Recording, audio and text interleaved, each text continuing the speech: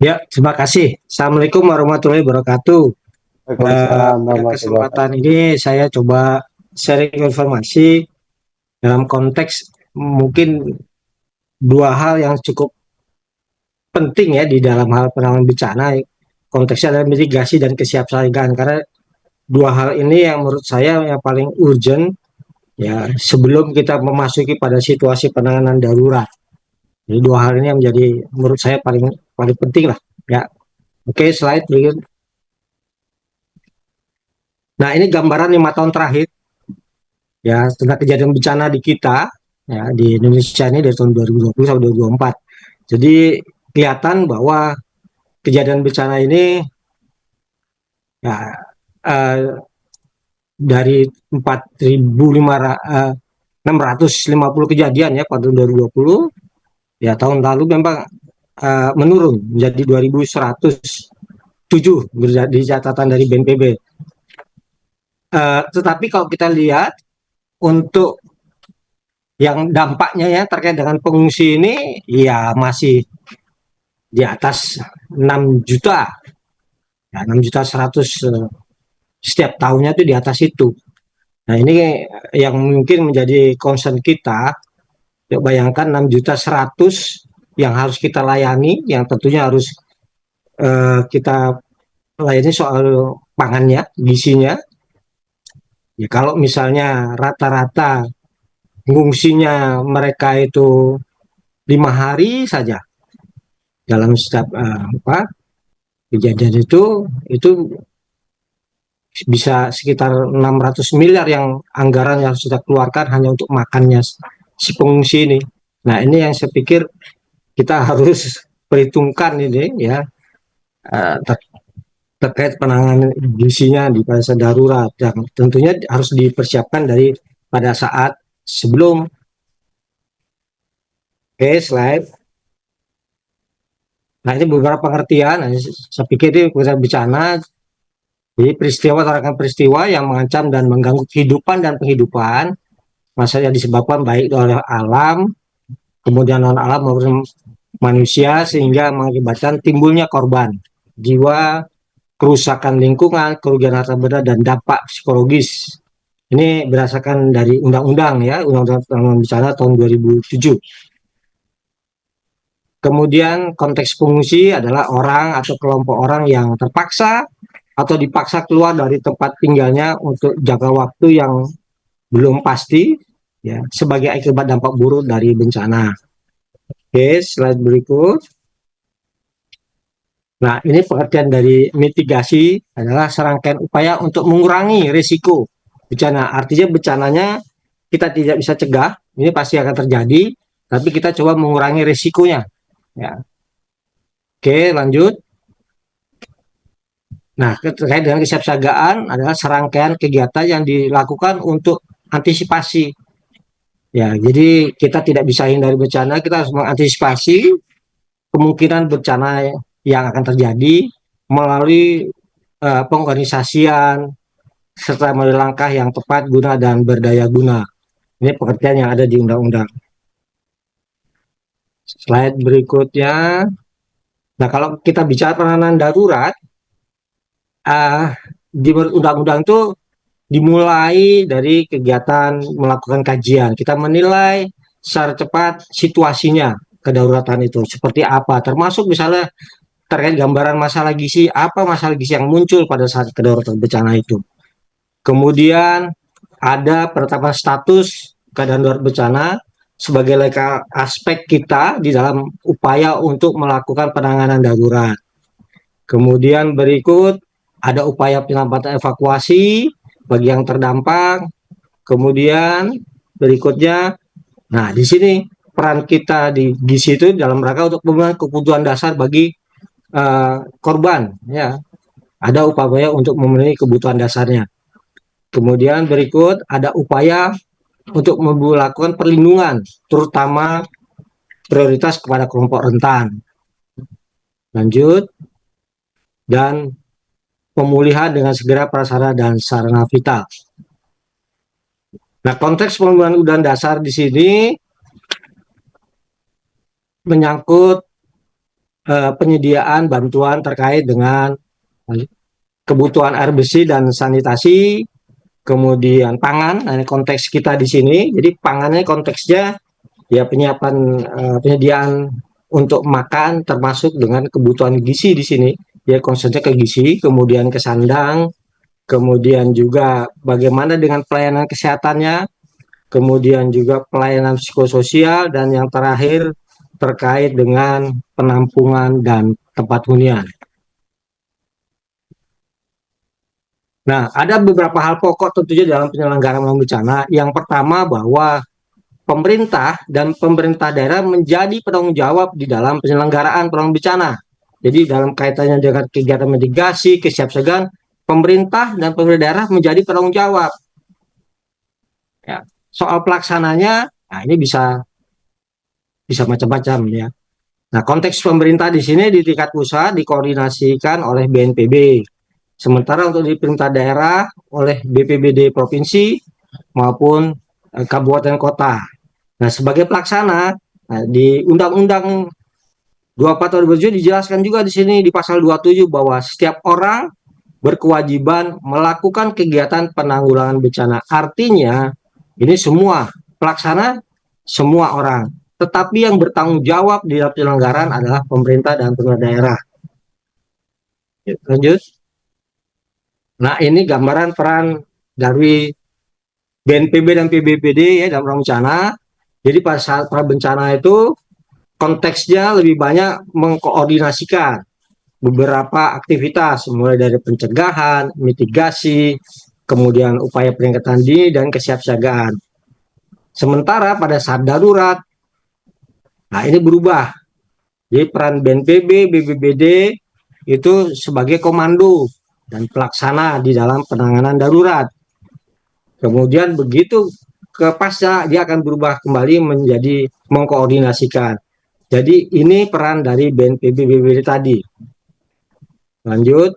Nah, masalahnya sering muncul pada saat peran darurat seringkali bahwa pada situasi darurat adanya keterbatasan, terutama bantuan pangan yang ada seringkali tidak mencukupi. Ini yang seringkali muncul permasalahan pada saat darurat. Kedua, distribusi bantuan pangan seringkali belum memperhitungkan berdasarkan standar kebutuhan gizi yang kita tahu bahwa standar kebutuhan itu mulai dari perhitungan kalori 2100 kilokalori dan 50 gram protein. Nah, ini seringkali belum bisa terpenuhi atau belum tentu ada yang memperhitungkan soal itu kebutuhannya sampai memperhitungkan seperti itu. Kemudian penyelenggaraan dapur umum seringkali belum memperhitungkan layanan untuk kelompok rentan. Ya, jadi masih semuanya ya untuk berlaku untuk semuanya. Padahal kita tahu tadi bahwa di Undang-Undang di pasal 48, Undang-Undang Bencana pasal 48 tadi ada prioritas penanganan untuk kelompok rentan, yaitu bayi, anak balita, lanjut usia, dan penderita penyakit atau yang berkebutuhan khusus.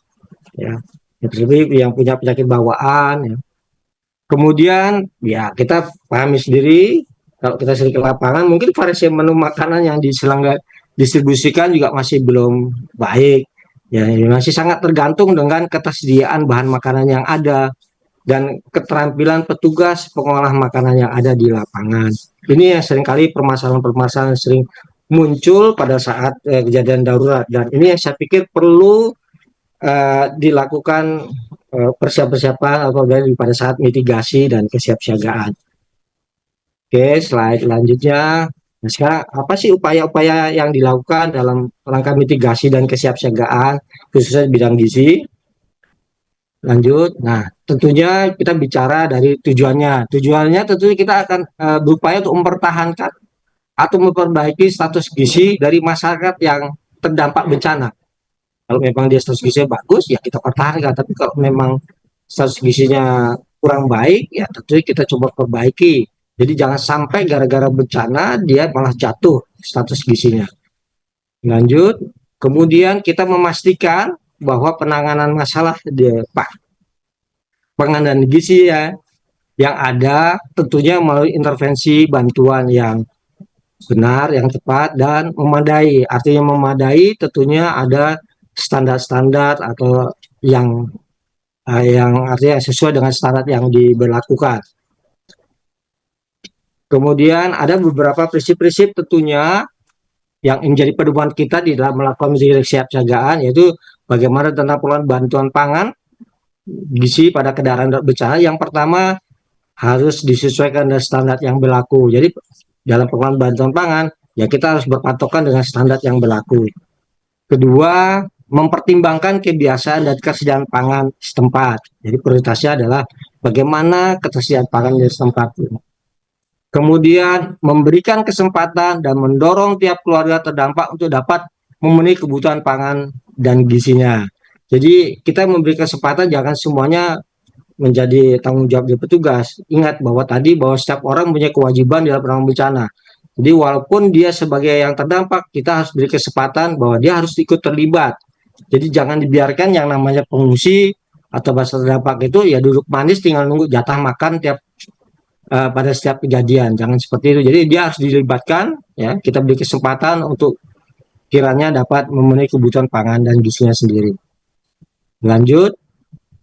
Kemudian ada prioritas penanganan bagi kelompok yang rentan masalah gizi, yaitu itu bayi, balita, ibu hamil, ibu menyusui, lansia, dan penderita penyakit. Jadi di dalam layanan gizi pada situasi darurat ya harus dibedakan antara yang untuk yang umum, mungkin untuk balita, bayi, dan termasuk juga yang mempunyai penyakit bawaan, misalnya yang punya penyakit diabetes, ya, tentunya dia harus mendapat layanan sesuai dengan kondisi penyakitnya.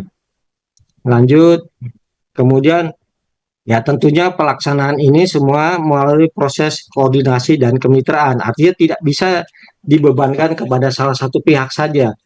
Pemerintah oke sebagai penanggung jawab, tapi dalam pelaksanaan tentunya ini harus melibatkan semua komponen. Lanjut.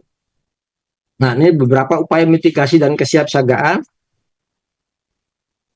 Ya, yang pertama tentunya kita sangat dibutuhkan adanya data dan informasi yang baik tentunya sebagai langkah awal untuk kita melakukan satu intervensi.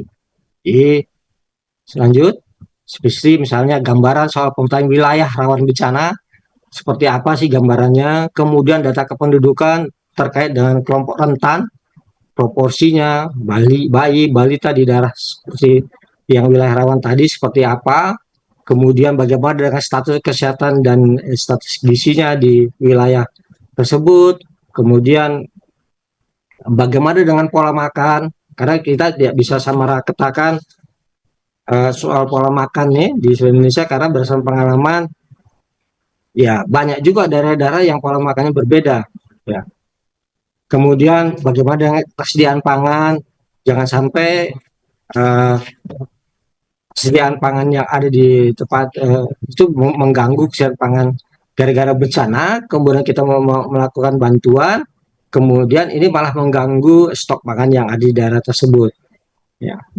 Kemudian bagaimana dengan kemudahan akses untuk mencapai lokasi atau sebaliknya, gimana kita harus bisa menyiapkan akses-akses yang mudah dijangkau nantinya bila terjadi situasi darurat.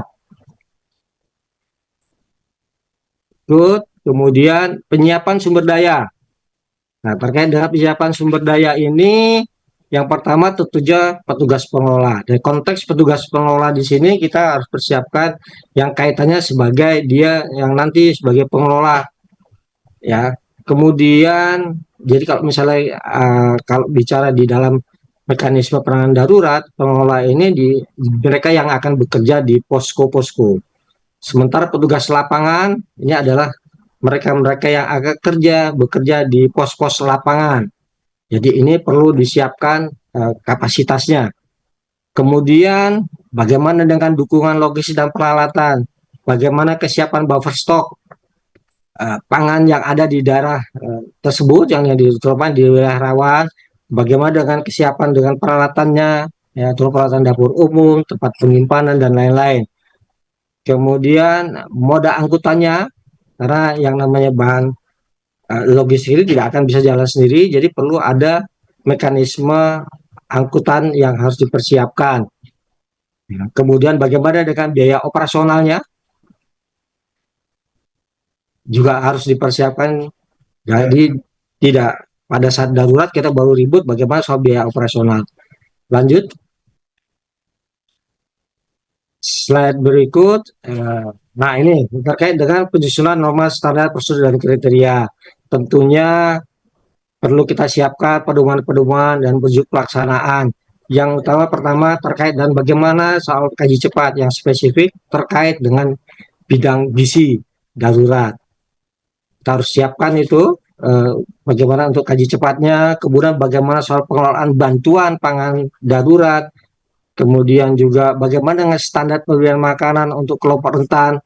Jadi harus ada ya perbedaan-perbedaan, jadi tidak disamaratakan tentunya. Kemudian bagaimana pedoman untuk juklak penyelenggaraan dapur lapangan ya untuk yang umum, untuk PMBA dan termasuk untuk penderita penyakit bawaan seperti yang penderita diabetes atau penyakit lainnya.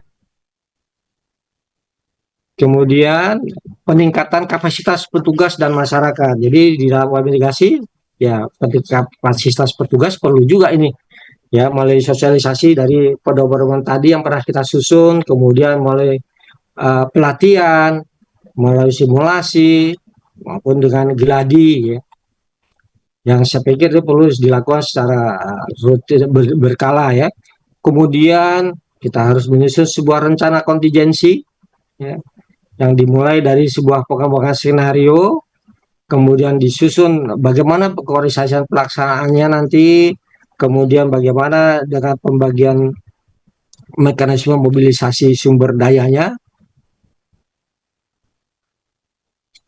Terus lanjut, kemudian tentunya ini perlu juga kita pikirkan bagaimana penguatan pemberdayaan masyarakat, terutama di wilayah rawan bencana yang kejadian bencananya sering berulang. Nah, artinya sering bulan ini ya, karena kita sudah pasti tahu, pokoknya kalau bulan Desember, Januari dari itu misalnya pasti banjir.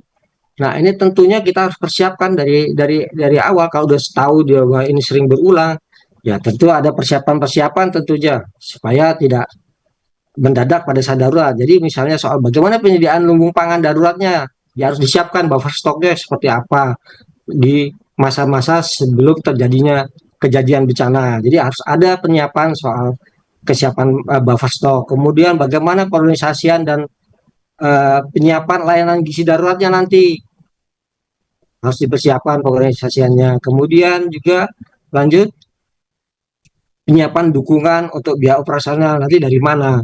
Jadi jangan sampai begitu baru kejadian kita baru ribut soal ini semua. Harusnya dari awal. Toh kan kita sudah paham bahwa ini sering berulang dan kejadiannya ya kita sudah paham, misalnya bulan Januari atau bulan Desember ini pasti jadi banjir itu. Dia harus dipersiapkan dari awal. Nah, sekarang bagaimana dengan peran kita tenaga gizi di dalam upaya mitigasi dan kesiapsiagaan? Yang pertama tentunya kita bisa berperan di dalam mendukung penyiapan data dan informasi ya khususnya di bidang pangan dan gizi. Jadi teman-teman tenaga gizi yang bekerja di bidang data informasi tentunya bisa ini mempersiapkan itu. Kemudian menjadi bagian dari tim reaksi cepat penanganan bencana. Kita tahu bahwa ada surat edaran Menteri Dalam Negeri ya nomor 360 ya tahun 2022 yang mewajibkan bahwa tiap provinsi dan kabupaten kota harus membentuk tim reaksi cepat. Tim reaksi cepat ini tim reaksi cepat multisektor yang digerakkan pada saat situasi darurat bencana. Nah, salah satu anggotanya tentunya harus ada yang berbasic dari tenaga gizi. Karena nanti yang memperhitungkan tadi saya bicara soal kebutuhan gizi ya tentunya teman-teman gizi yang bisa paham ini. Ya. Kemudian keterlibatan di dalam penyusunan NSPK tentunya, kemudian keterlibatan dalam peningkatan kapasitas petugas dan masyarakat ya sebagai fasilitator atau narasumber di dalam kegiatan sosialisasi, pelatihan, simulasi dan geladi. Kemudian ke depan dalam penguatan di dalam pemberdayaan masyarakat sebagai fasilitator untuk pendampingan masyarakat dalam mempersiapkan tadi yang saya katakan bahwa masyarakat harus disiapkan untuk bisa mengatasi masalah ini dari awal. Ya. Kemudian terlibat dalam penyusunan standar layanan minimal penanganan gizi pada darurat. Jadi sepertinya kita harus menyusun ada satu layanan minimal kira-kira kalau misalnya pada saat darurat itu apa saja sih minimal yang harus dilakukan, yang harus disiapkan oleh pemerintah daerah terkait dengan layanan gizi darurat. Nah ini tentunya teman-teman gizi yang harus bisa terlibat di dalam misalnya itu. Kemudian di dalam penyusunan rencana kontingensi, ya, terutama di dalam menyusun rencana pemenuhan kebutuhan sumber dayanya seperti apa dan termasuk juga dalam perorganisasian pelaksanaannya. Kemudian pengelolaan ketersediaan dukungan logistik dan peralatan. Saya rasa itu Pak Iwan dari saya. Terima kasih. Saya kembalikan ke moderator.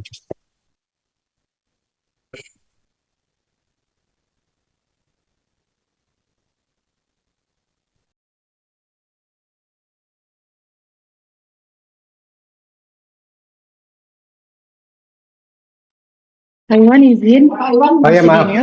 Terima kasih Pak Yus ya. Mohon maaf tadi saya mute ya.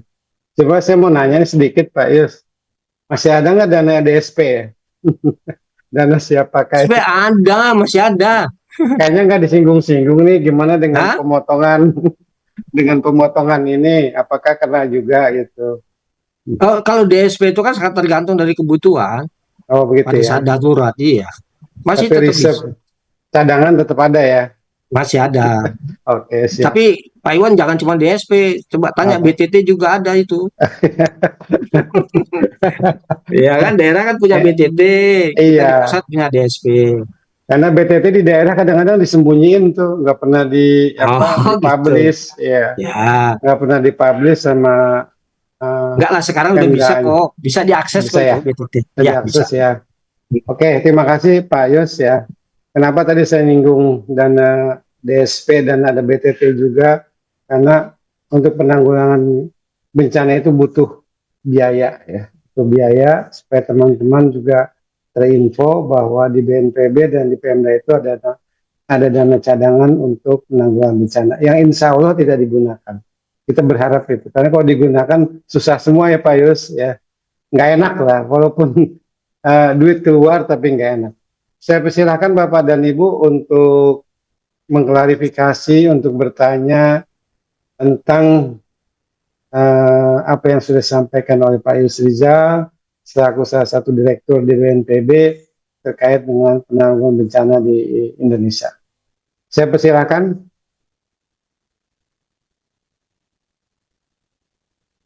Raise hand ya, silakan Bapak Ibu. Jangan mengantuk Bu, nanti kalau udah bencana pasti Bapak Ibu Pak, itu butuh Pak Yus itu. Ada yang raise hand Pak? Ya siapa ya? Atas nama Pak Anang. Pak Arlan ya, tunggu. Pak Anang Wahyudi, Poltekkes. Monggo Pak Anang, ini Poltekkes mana nih Pak Anang? Baik, dengar Pak suara. Ya. Baik, dengar. Terima kasih. Saya persilakan Pak Anang Wahyudi. Bismillahirrahmanirrahim. Assalamualaikum warahmatullahi wabarakatuh. Terima kasih Pak Iwan atas waktunya. Pak Yus, mohon izin Pak, perkenalkan saya Anang dari Poltekkes Kemenkes Bengkulu Pak. Iya, Pak Anang. Di Poltekkes, beberapa Poltekkes itu ada mata kuliah penanggulangan krisis gizi pada bencana. Jadi salah satu output hasil perkuliahan adik-adik mahasiswa itu diminta untuk mengembangkan produk Pak, produk kebencanaan. Mungkin tadi di awal itu kan sudah disampaikan di pembicara yang kedua, sudah ada hasil produk-produk, bahkan ada beberapa hasil karya riset dari dosen. Nah terkait dengan kelanjutan produk itu Pak, bagaimana caranya atau alurnya ketika kami ingin juga agar produk itu tidak terbatas untuk publikasi, untuk hasil karya di kampus, tetapi juga mampu bisa dimanfaatkan oleh BNPB, Pak. Jadi kira-kira seperti apa nanti sehingga produk itu memang benar-benar bisa digunakan di ketika nanti kita tidak ingin ya Pak ya, ketika nanti terjadi bencana, produk hasil karya dosen dan mahasiswa itu bisa masuk di BNPB. Mungkin itu dulu Pak pertanyaannya Pak. Terima kasih sebelumnya. Mohon maaf. Assalamualaikum warahmatullahi wabarakatuh. Silakan Pak Yus langsung dijawab. Ya, terima kasih Pak Anang. Jadi terkait dengan produk-produk dari Poltekkes ini Pak, saya pikir gini Pak, Bapak bisa komunikasikan ke BPBD Bapak di Bengkulu, komunikasi dengan BPBD Bengkulu Pak. Nanti hasil produk itu mungkin bisa saya pikir disampaikan ke Bengkulu, nanti tembusannya bisa ke kami Pak. Nanti ditembuskan di kami kan punya juga ada dua di sini, bisa ke pusat data dan informasi dan publikasi Puskomblik ya, di istilah di kami di BNPB itu bisa juga diinformasikan ke kami tembusannya, atau juga bisa ke Pusdiklat kami sebagai bahan referensi nanti di Pusdiklat kami Pak, kalau Bapak punya produk-produk seperti itu. Tapi ya saran saya, karena ini produknya sifatnya masih banyak ya, kalau saya pikir itu banyak dibutuhkan sebenarnya di daerah, karena Bapak Bengkulu mungkin Bapak bisa komunikasi dengan BPBD Bengkulu.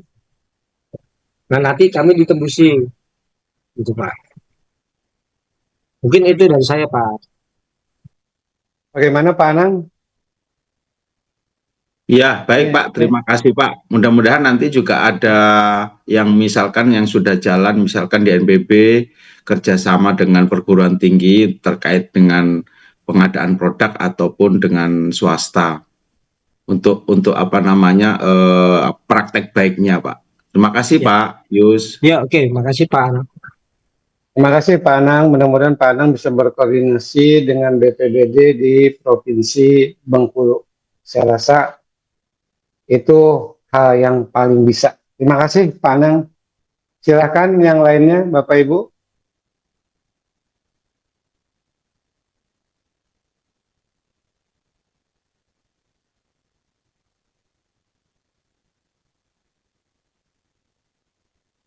Bapak Ibu, Pak, ada Pak yang Muharam, lagi dari silakan. Pak Muharam. Pak Muharam. Ya, izin abangku. Woi, siap. mana kabar? Marah. Abangku jumpa lagi nih. Iya ini. Lama tidak ketemuan lagi dengan Ya. Ibu Rita ya. Ibu Rita juga dulu senior, sama abang juga senior kami yang selalu ngawal waktu kegiatan kita di Kemhan. Izin Bang, kalau Ya. seandainya tadi katakan ada anggaran Bang, kita perlu suatu saat integrasi Bang. Kalau enggak spesifik di bidang gizi, khususnya untuk bagaimana tadi penanganan krisis gizi Bang.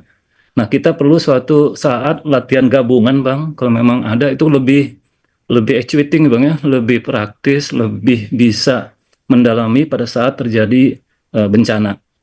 Nah, artinya suatu saat kita bisa integrasi dengan bidang lainnya, namun karena Abang ada di sana istilahnya volunteer ahli gizi yang ada di BNPB, mudah-mudahan ada kebijakan yang bisa memfasilitasi kita kan Bang, seperti yang dulu kita pernah diskusikan bahwa apa istilahnya BPBD itu kan tidak di bawah kendali langsung BNPB gitu Bang ya, sehingga masing-masing sudah punya ranahnya masing-masing, sehingga anggarannya itu tidak bisa automatically dari pihak pusat mengendalikan apa istilahnya badan penanggulangan bencana di daerah. Nah untuk itu kalau suatu saat kita bisa latihan gabungan Bang, mungkin hanya di lingkungan kesehatan aja Bang, tapi di bawah kendali BNPB itu cukup menjadi suatu agenda nasional Bang. Juga tuh momentum, mumpung Abang ada di sana, sekiranya memang ada anggaran, kita perlu adanya suatu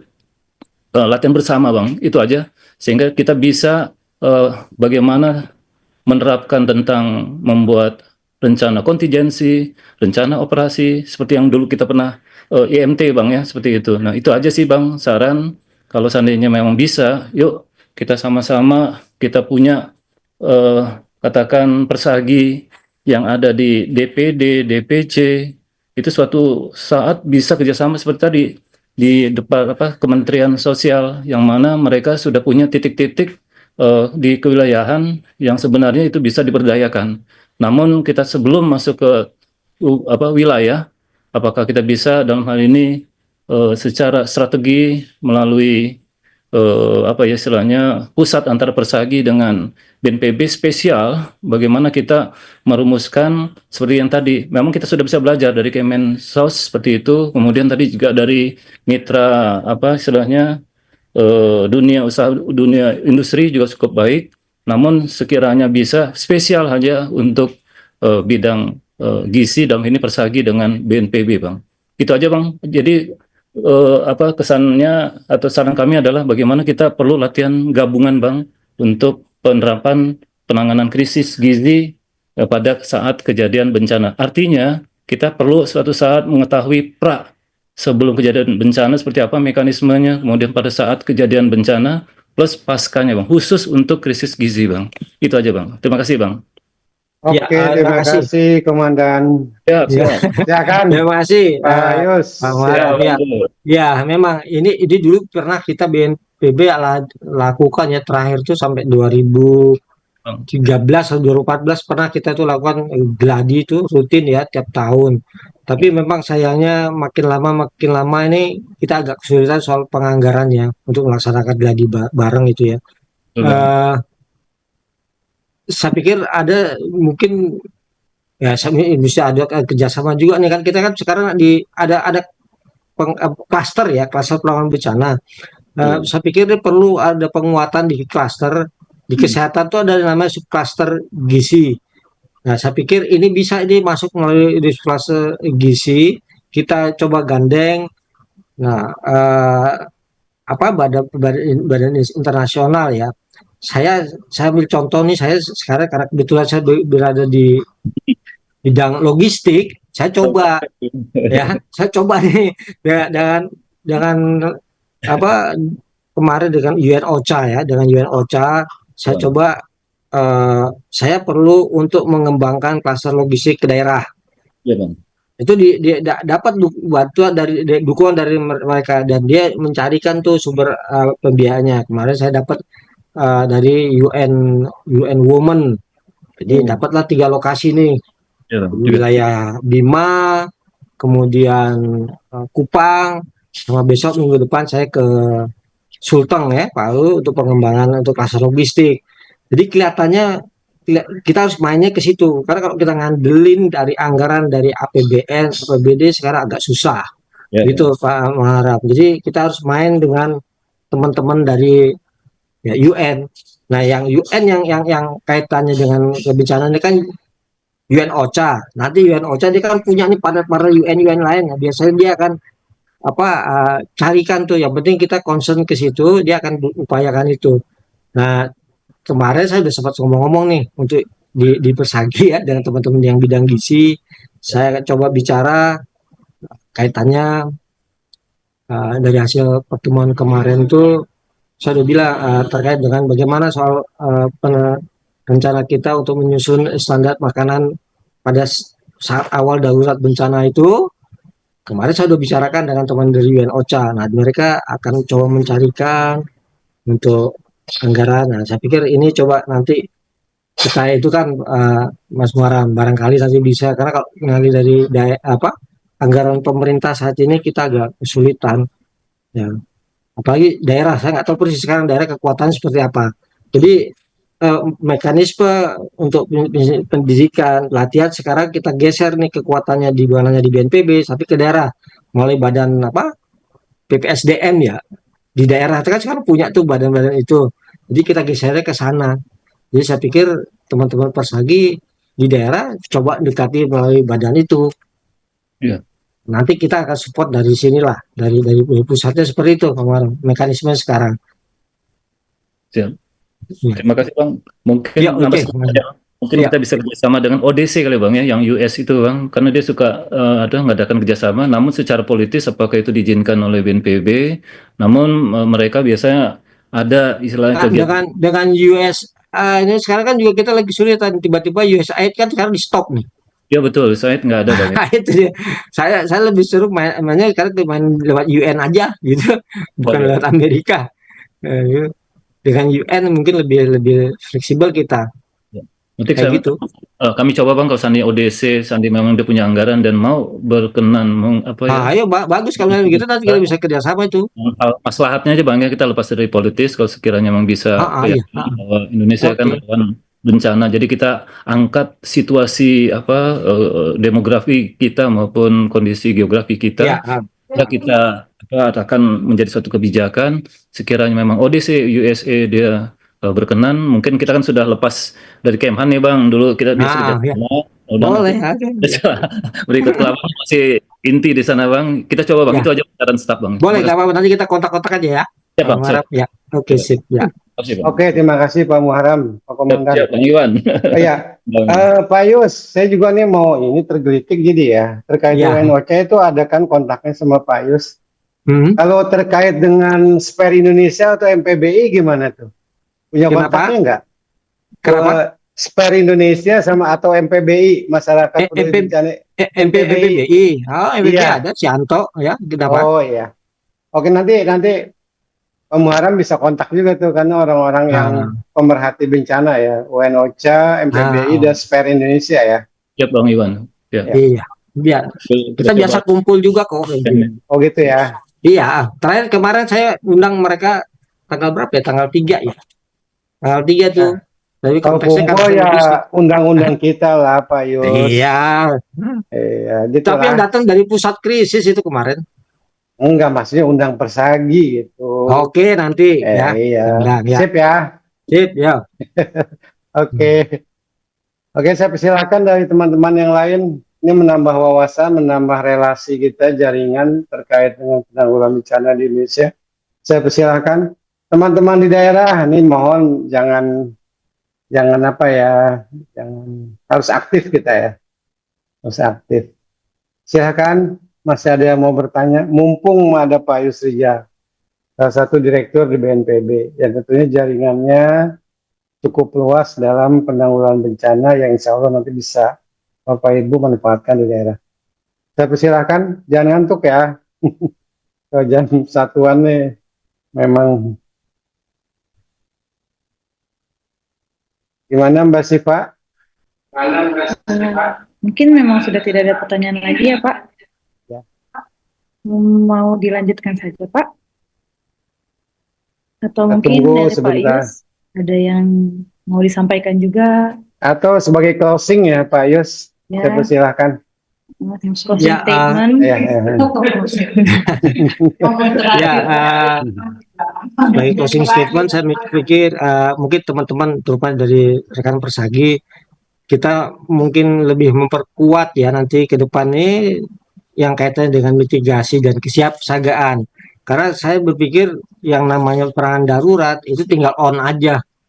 Ya, tetapi di dalam hal mitigasi kesiapsiagaan ini yang menjadi hal penting menurut saya yang harus benar-benar kita kuatkan di sini. Jadi nanti begitu pas kejadian kita nggak ribut-ribut lagi gitu loh. Ya sudah banyaklah pengalaman kita kan yang terakhir ini kemarin di Lewotobi ya itu kejadian masih seperti itulah. Kadang-kadang kita masih ribut-ribut di pada saat kejadian. Harusnya itu ribut-ributnya pada saat mitigasi kesiapsiagaan. Begitu kejadian ya tinggal on aja gitu loh. Itu aja mungkin Ya. Mas Ya, Iwan. kadang-kadang mitigasi itu kadang-kadang pemborosan dibilangnya. Iya, Itu sebenarnya pengalaman saya ya. oke. Mitigasi dianggap pemborosan, padahal itu salah satu upaya kita kalau terjadi Ya. terjadi bencana semuanya sudah on semua begitu kan Iya. Pak Yus? Iya. Ya oke. Oke. Terima kasih Pak Yus atas arahannya, masukannya dan informasinya terkait dengan mitigasi bencana yang diperankan oleh BNPB. Terima kasih. Mudah-mudahan nanti kita bisa kumpul lagi, ya. Dan jangan lupa relasinya itu kami diundang kalau ada acara kumpul-kumpul di komunitasnya bencana di Indonesia. Terima kasih kepada Pak Yus. Kita aplaus kepada Pak Yus. Terima kasih. Wassalamualaikum Saya izin warahmatullahi live ya. wabarakatuh. Saya Ya. izin live ya.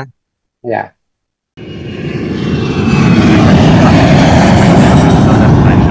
We hope you enjoyed the flight and have a nice day.